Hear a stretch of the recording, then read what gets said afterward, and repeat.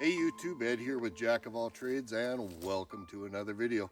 So I just harvested this beautiful North American rough grouse, and I did it with my Mossberg 183D 410 shotgun, which is the subject of today's video. So stay tuned, let's talk about this shotgun.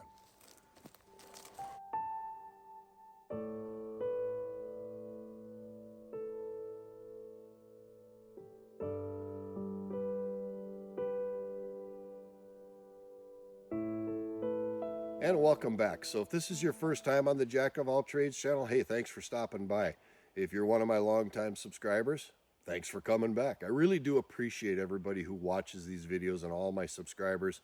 That's the only way I ever ask you to support the channel is to subscribe, hit the like button, and leave me those comments, because I don't have a Patreon account. I don't ever ask you to hit tips or anything like that. I just ask you to subscribe to the channel, like it, and hit me with those comments. Now, the 183D shotgun, made by Mossberg. This is a pretty unremarkable shotgun. There's really nothing super special about it, but it does have a pretty interesting history. And to understand the history of this shotgun, you kind of got to understand a little bit about the Mossberg company itself. O.F. Mossberg, or Oscar Frederick Mossberg, he was a Swedish immigrant, and he immigrated to the United States and worked for several manufacturing companies. A few of which were gun companies. Iver Johnson, for instance, comes to mind. And then along about 1919, he decided that he was going to start his own gun company, and he founded the O.F. Mossberg and Sons Incorporated. They got their beginnings in a small little loft up in New Haven, Connecticut, and the first gun that they produced was a gun called the Brownie.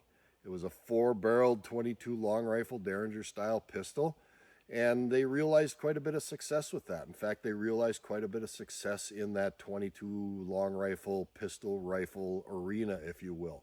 Then along about 1937, old man Mossberg departed this earth, and control of the company went to his son Harold.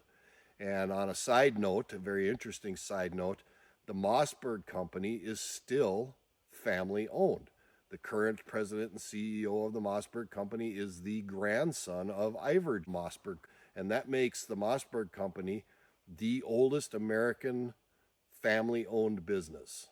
So then in 1947, Mossberg decided that they were going to build the 183D. This is a 410 bore shotgun, and like I said earlier, it's kind of unremarkable. It's a bolt-action shotgun, quite obviously. It's got a blind magazine in it. It's a top-fed style magazine. It's got a thumb safety, which is very intuitive, and it's very easy to manipulate with the operator's thumb. It's right there. In fact, Mossberg used thumb safeties for quite a number of years. It sits on top of a one-piece pistol grip style stock. And the one neat thing about this gun is it's actually got a choke on it, which you can remove and replace. Now, when you bought this shotgun, you got 2 chokes with it. You got a full choke, which is the choke that came installed on the shotgun when you bought it. And then there was also a modified choke. And along with the modified choke, you also got a spanner wrench. And if you look really close, there's a little hole on the side of the choke there. That spanner wrench was meant to engage that little hole so that you could remove and install this choke. Now, interesting thing, when you buy one of these shotguns, and you quite obviously have to buy them used because they've been discontinued since 1971, a lot of times you're only going to get the choke that's on the shotgun. And it's probably going to be a full choke, because that is the choke that came installed on the shotgun when you bought it. And not many people changed them out. The full choke worked really, really well. Unless you were shooting slugs out of the shotgun, you just didn't have a need to change it to modified. And that modified choke was oftentimes lost, as was the spanner wrench. It got lost in Grandpa's sock drawer or whatever, and it just never made it to the store, wherever you're buying these shotguns. So it's kind of interesting that if you do buy one of these shotguns and it does have a full choke on it, there's a pretty high likelihood that choke has never been off the shotgun since the day it was produced.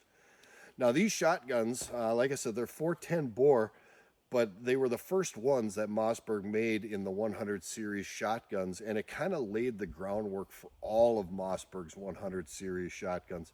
They had the 183D, which is obviously a 410 bore. They had the 185, which was a 20 gauge shotgun. They had the 190, which was a 16 gauge. And then they had the 195, which was a 12 gauge. They never made a 28, and they never made a 10 gauge shotgun. So those were the shotguns that they made. But the 183D was the first one that they made. And it came out in 1947, and it ran until 1971.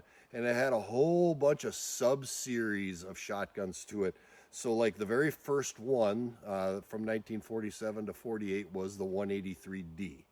And then in 1948, they came out with the 183A, which is what this shotgun is. And the reason that the 183A came out was because of a design change.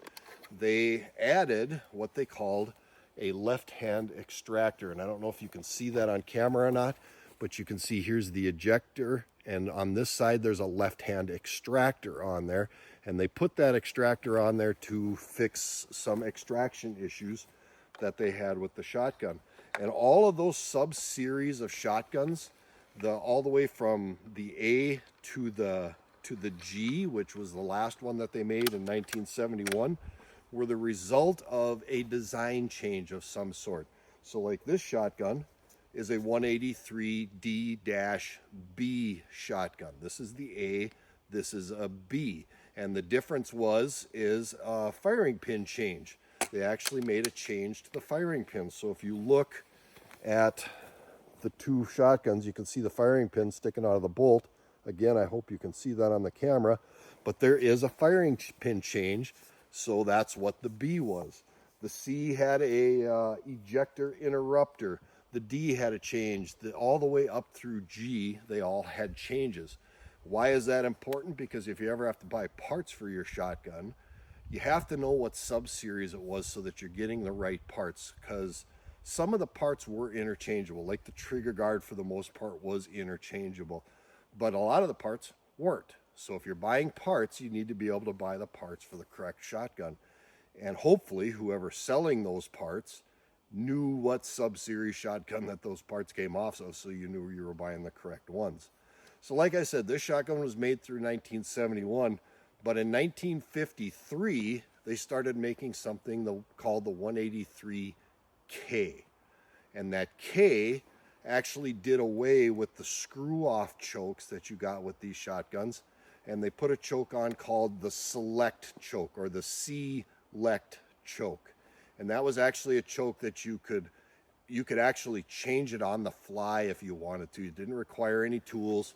You could pick one of four settings, full, modified, improved, one of the four settings that you wanted, and you could actually shift it on the fly, if you will. And they ran that shotgun, the K series shotgun, all the way through 1986. So the 183 series shotgun was in production for 39 years. And so it's been around for quite a while. So what I'll do for convenience is down in the description down below, I will put a list of all the 183D and K series shotguns with all their sub-series so that you can understand what those are.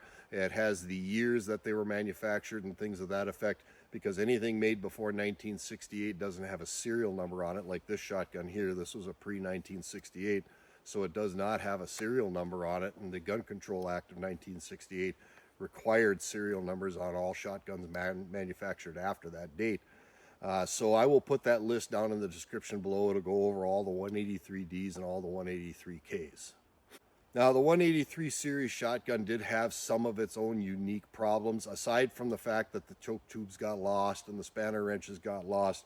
But some other problems that they had, one of them was this plastic trigger guard down here. Now you can see the trigger guard has got some finger grooves here, and it's all one piece, and it gets fastened up by this screw here. These trigger guards had a tendency to break, and they usually broke right in here where the last finger groove was and where the trigger guard started. And though there are some companies out there that are reproducing these trigger guards, they don't always fit very good. So understand that some of these do break. I haven't seen a whole lot of them broken, but you do see them broken on occasion. Also, this front screw right here at the bottom of the magazine plate that holds that trigger guard into place on the front, a lot of times that screw would strip out. It's a very small diameter screw. It just didn't cut very aggressive threads in the wood. and that screw a lot of times stripped out. Fun little fact, if you have a 3/4 inch drywall screw, that actually works pretty good as a replacement if those are stripped out, so you can fix that fairly easy. I would highly recommend that you take a drill bit and you just drill it just a little bit larger, because there's not a lot of wood there, and these guns, if you're buying them used, they're obviously going to be pretty dried out because they're old. You're going to want to pre-drill a little larger hole so that you don't split the wood right there. Another problem that you had was right here by the safety. You can see there's a red and a green, and those are the indicators for safe and fire. Those are just plastic inlays. They're kind of a cone shaped, and a lot of times what happens is these stocks will dry out, and those plastic inlays there will fall out and they'll get lost. And you can actually buy those. There is companies out there that are making reproductions. This shotgun here, when I got it, the green one actually fell out of the box. When I pulled it out of the box, I was lucky and I found it, and I was able to glue it in and put it back into place. But they do have a tendency to fall out. Other than that, these shotguns really didn't have a whole lot of problems. They were very reliable. They're very, very simple. They're light in the hand. 410 bore is really easy to manage as far as recoil. And I tell you what, they put a lot of game on the table for a lot of people. Now, this particular shotgun, my father bought this shotgun. He bought it from a guy he used to work for, and he bought it because of me and my brother. We were coming of age, and we like to do a lot of rough grouse hunting up here in the North Woods of Minnesota. And so he bought this shotgun for my brother and I to use to hunt birds with. I shot my first rough grouse with this very shotgun, as did my brother. Then a couple of years after my brother started hunting, he went to a Ducks Unlimited Green Wing banquet, and he won, ironically enough, a Mossberg 20 gauge pump action shotgun. And so he hunted with that pretty exclusively. But this shotgun, I carried this all through high school, and hell, I'm still using it. I love this shotgun. It works really well, and it has been responsible for putting a lot of rough grouse in the pot, I'm here to tell you. Fun thing about this shotgun, it was my shotgun I used for my first bird, my brother as well. My daughter got her first bird with it, and a couple of my daughter's friends who like to come up to my cabin to go ATV riding and stuff like that, they actually got their first rough grouse with these shotguns. And that's where a lot of people really like these shotguns. They're not hard to find. There's millions of them out there. They're really good shotguns to start a kid off hunting with. They're a very safe shotgun. The safety is actually a trigger block style safety, so when you put the safety on, it actually puts a block in the trigger. It's bolt action, so you don't have semi-auto or pump or anything that you have to deal with. It's just very simple to operate, and it's just a really good safe shotgun. Light in the hand, super easy to carry. I carry this thing all day and not know I'm carrying anything. It's just a great shotgun to start somebody off on for hunting. So I'm very, very happy that my dad bought this shotgun, and I'm loving it. I cherish it. It's something that has a lot of memories for me.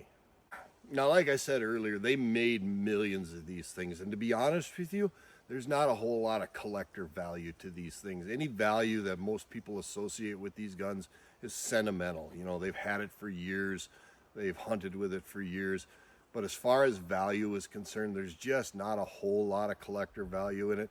Now, if you have one of the original 183Ds made in 1947 to 48, there might be some collector value to that.